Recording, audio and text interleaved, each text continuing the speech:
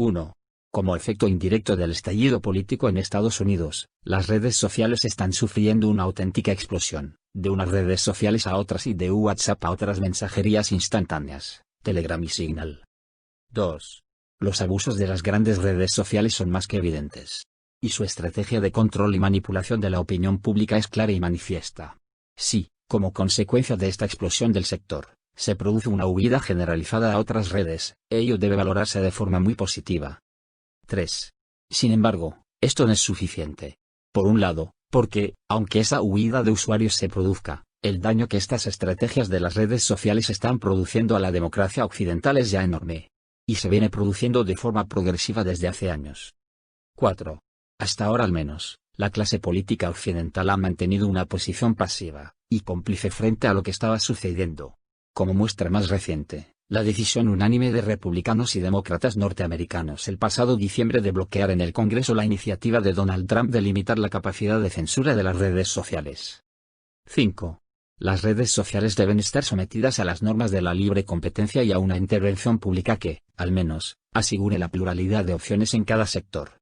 Pero esto no es suficiente. Los estados deben impedir que estas redes censuren opiniones que, por unas u otras razones, no les gusten. 6. Sin embargo, en último término, nos encontramos con un problema similar al de los grandes medios de comunicación tradicionales. La pluralidad no es suficiente.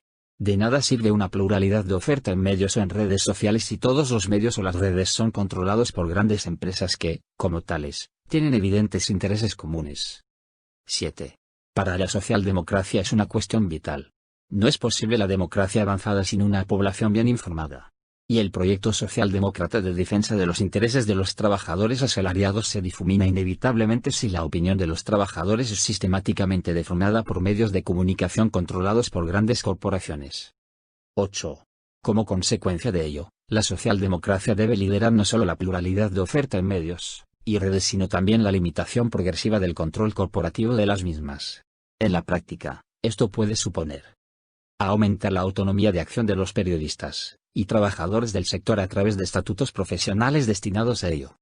B. Impulsar modalidades de titularidad parcial o total distinta de la accionarial, cooperativa o pública. 9. Es cierto que la propiedad pública de los medios puede generar una excesiva concentración del control de la información en el gobierno. Sin embargo, es más que cuestionable que esta concentración sea más dañina para el sistema democrático que la concentración del control de medios y redes en manos corporativas, todas ellas con evidentes intereses comunes. 10.